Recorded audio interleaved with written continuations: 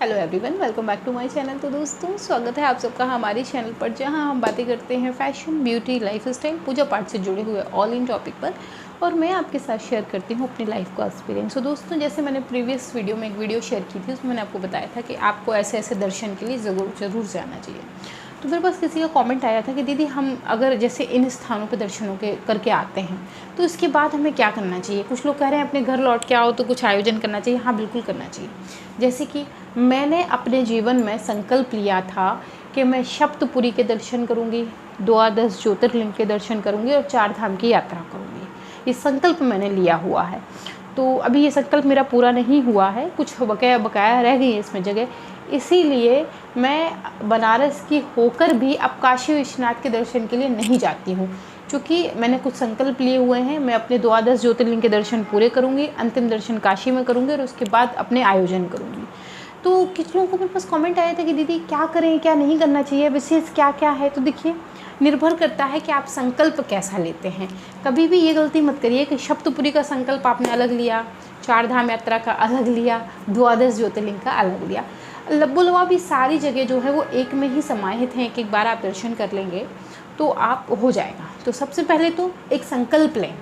आप स्वयं से भी ले सकते हैं, किसी ब्राह्मण देवता के द्वारा भी ये संकल्प ले सकते हैं कि हम सप्तपुरी का दर्शन करना चाहते हैं और ईश्वर अगर हमारी ये मनोकामना पूर्ण करेगा। कहा यह जाता है ना कि हर जगह पहुंच पाना। कुछ लोग ये कहते हैं, अरे जब भगवान बुलाएंगे तो जाएंगे। भगवान क्यों बुलाएंगे आपको? आप खुद जाइए, आपको ज़रूरत हो आप जाइए। भगवान क्यों बुलाएंगे आपको? हाँ, भगवान को क्यों उसके लिए दोषी ठहराते हैं? फिर जा नहीं पाते तो कहते हैं भगवान का बुलावा ही नहीं आया, भगवान की इच्छा नहीं। क्यों नहीं भगवान की इच्छा है? भगवान ने किसी के दरवाजे बंद कर रखे हैं? भगवान ने कह रखा नहीं हमारा दरवाजा बंद है, जब हम तुमको बुलाएंगे तब तुम आना। भगवान के दरवाजे सबके लिए खुले हैं। तो जब हम किसी चीज़ का संकल्प ले लेते हैं ना, तो होता क्या है, एक कमिटमेंट हो जाती है और फिर वो हर हाल में पूरी होती है। बस आप उसको ले लीजिए। तो इसमें आप कर क्या सकते हैं और हमें क्या करना चाहिए? देखिए, जब हम इस तरीके की तीर्थ से आते हैं, ठीक है, जैसे हमने गया कर लिया। जैसे गया जाने का एक बहुत बड़ा नियम है। जब हम गया जाते हैं पिंडदान करने के लिए तो इसका बहुत विशेष नियम है। ऐसे नहीं हो पाता कि जैसे कि इसमें एक मैं आपको शॉर्ट में बता दूं, जो मृतक है उनकी, जैसे कि आपकी माताजी हैं तो उनको आप माताजी के मायके जाएंगे, वहाँ से कुछ मिट्टी लेके आएंगे। फिर आपकी माताजी का जो ससुराल में पुश्तैनी घर होगा वहाँ से मिट्टी लेकर आएंगे। फिर जहाँ उनकी मृत्यु हुई वहाँ की मिट्टी उठाएंगे। फिर सभी देवी देवताओं को आप पूजेंगे।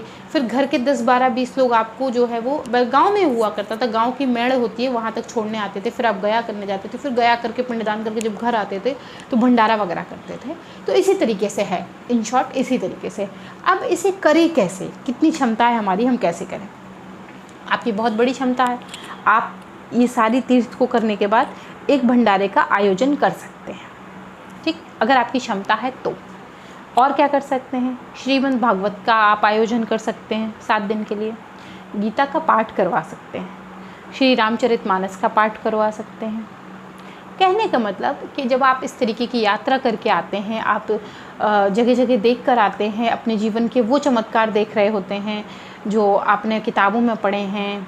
और जैसे कि हमारा जो है वो केदारनाथ वाला मंदिर है, उसका उल्लेख किताबों में हमने कितनी बार कहाँ कहाँ नहीं पढ़ा हुआ है। द्वारकाधीश है। तो उसके बाद जब हम कहीं ऐसे स्थान से आते हैं तो हमारी जिम्मेदारी है कि हम अपने धर्म का प्रचार करें, ताकि हमारी नई जनरेशन उन चीज़ों को सीखे, समझे और वो भी अपने जीवन में आगे उन चीज़ों का प्रचार करें। ठीक है ना? प्रचार का मतलब एडवर्टाइजमेंट जैसे हम बोलते हैं, वो ज़रूर करें। तो ऐसे में हम क्या करते हैं, जब हम किसी तीर्थ को पूरा करके आते हैं, हमने चूँकि एक संकल्प लिया कि हम ये तीर्थ पूरी करेंगे, तो जब हमारा संकल्प पूरा हो जाता है तो उस संकल्प को पूरा होने के बाद हम कोई आयोजन अपने घर में करते हैं।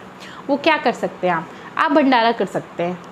किसी देव स्थान पे जाके, मंदिर पे जाके आप भंडारे का आयोजन कर सकते हैं। उसके बाद मैंने आपको कहा भागवत कर सकते हैं। भागवत के बाद भी भंडारा करवाते हैं लोग, तो भागवत भंडारा एक साथ भी कर सकते हैं। उसके बाद गीता का पाठ कर सकते हैं, रामचरितमानस करवा सकते हैं। उसके बाद आप नहीं इतनी क्षमता है, आप इतना नहीं करना चाहते, तो क्या करें?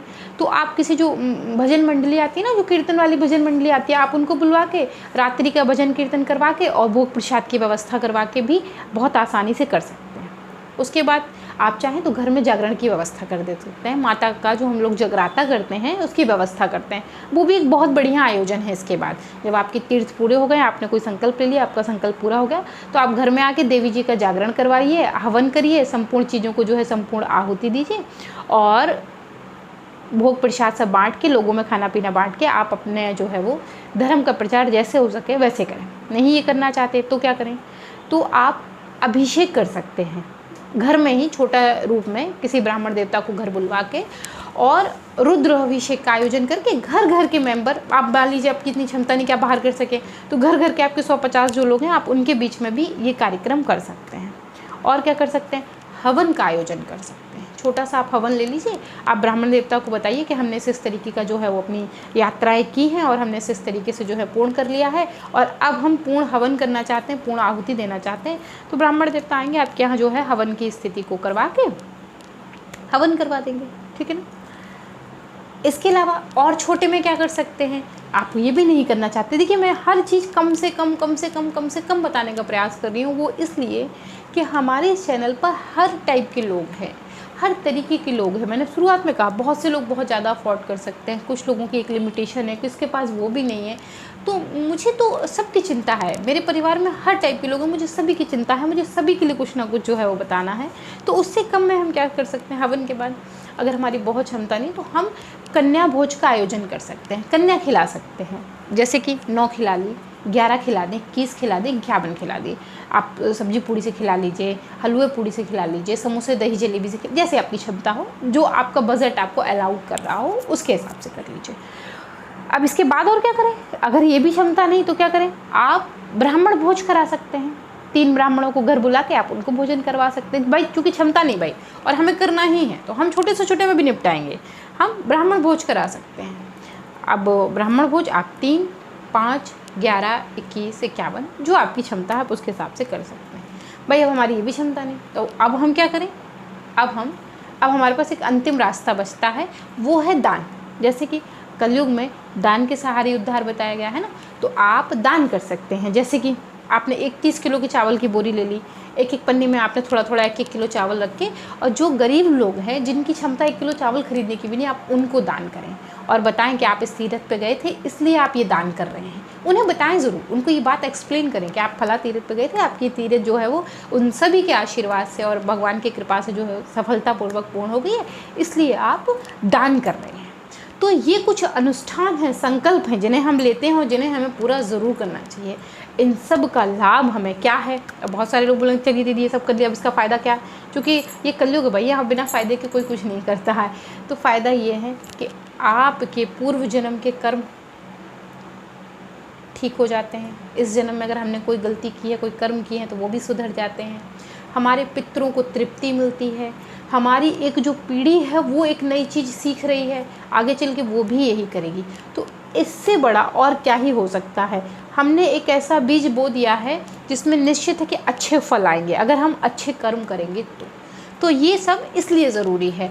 और अगर ईश्वर ने हमें इस लायक बनाया है कि हम 10 रुपये कमा सकते हैं, तो अगर हम ईश्वर के नाम पर 2 रुपये खर्च कर सकते हैं तो हमें ज़रूर करनी चाहिए। इसलिए कि हम जितना देते हैं ईश्वर हमको उसका 100 गुना वापस करते हैं, किसी न किसी स्वरूप में आता ज़रूर है वो। जैसे कभी कभी आपने सुना ऐसा होता ना कि यार पता नहीं हमारे घर में फला व्यक्ति का एक्सीडेंट हो गया और मौत के मुंह से बचा है, पता नहीं कौन सा प्रकोप, कौन सा आशीर्वाद जो है वो काम आ गया। बस इसी तरीके से ये जो चीज़ें हैं ना, ऐसी हमें समय समय पर जो है वो आश्चर्यचकित करती रहती हैं और हम इसी तरीके से अनुभव लेते रहते हैं, चीज़ों को देखते रहते हैं।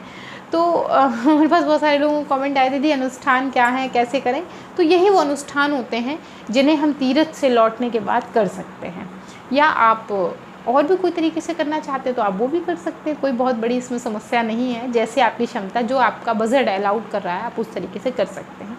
तो दोस्तों मैं आशा करती हूँ ये वीडियो आपको बेहद पसंद आई होगी। अगर पसंद आई है तो वीडियो को लाइक करिए, चैनल को सब्सक्राइब करिए, फ्रेंड एंड फैमिली के साथ शेयर करना तो बिल्कुल मत भूलिएगा। और हमारा एक न्यू चैनल है नखरीली शिवा, आप उसे भी ज्वाइन कर सकते हैं। वहाँ मैं शॉर्ट्स वीडियो अपलोड करती रहती हूँ और आप सभी के साथ जुड़ी रहती हूँ। और आपके कोई पर्सनल कमेंट्स हैं तो आप मुझे इंस्टाग्राम पे शेयर कर सकते हैं। बकायदा आपके कोई सुझाव हैं या आप कुछ और भी जानकारी लेना चाहते हैं तो आप मुझे कमेंट बॉक्स में ज़रूर लिखें। दोस्तों, मैं आपके कमेंट के हो सकता है कभी कभी रिप्लाई नहीं दे पाती हूँ क्योंकि मेरी भी थोड़ा सा बिजी लाइफ है, लेकिन आप निश्चिंत रहिए, मैं आप सबके कमेंट पढ़ती ज़रूर आपके कमेंट पढ़ती हूँ। और जो हाइट का आइकन होता है उसको क्लिक करती हूँ ताकि आप तक ये मैसेज पहुँचे कि मैंने आपके कमेंट को पढ़ा ज़रूर है, तो आपकी मेहनत वेस्ट नहीं जाती। तो दोस्तों, इसी तरीके से मैं भी बहुत मेहनत करती हूँ। एक कंटेंट तैयार करने में बहुत जानकारी चाहिए पड़ती है, बहुत मेहनत करनी पड़ती है। तो अगर ये वीडियो आपको पसंद आ रहा है तो मेक श्योर वीडियो को लाइक करिए, एक बार शेयर करें, अच्छा लगेगा मुझे भी। तो देन मैं आपसे मिलती हूँ विद अ न्यू वीडियो। तब तक के लिए like share subscribe and comment. Bye bye.